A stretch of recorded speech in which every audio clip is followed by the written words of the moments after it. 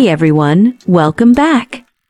Jason, how's your week been treating you in this crazy place we call New York? Hi there. It's been a hectic week as usual. Life in New York is always non-stop, isn't it? Absolutely. New York City has its own rhythm. I thought today we could dive into what it's truly like living here, beyond the glamorous movie scenes. Great idea. People have all these impressions from films, but living here is a different ballgame. Right. So, if you had to sum up New York City in a few words, what would you say? Let's see.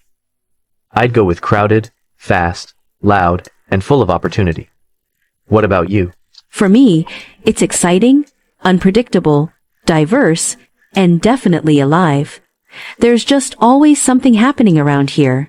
I mean, you walk down one street with all the skyscrapers and hustle, then turn a corner and find a peaceful neighborhood with little cafes and local art. It's like each part of the city has its own heartbeat. Absolutely. That contrast is what makes it special for me. Take Central Park, for example. It's my little escape place early in the morning. You forget you're in the middle of such a massive city.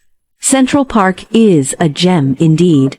And then there's Times Square, which, while a bit overwhelming with all its crowds, is just mesmerizing at night with those lights. Times Square is dazzling. But I have to say, the quieter parts of the city are more my speed for everyday life. That's the beauty of New York. There's a space for everyone, based on their moods or interests. So, tell me, what's your favorite thing about living here? Definitely the food. You can find virtually any cuisine here. It's like a global culinary adventure open anytime. Oh yes, midnight pizza is practically a tradition here.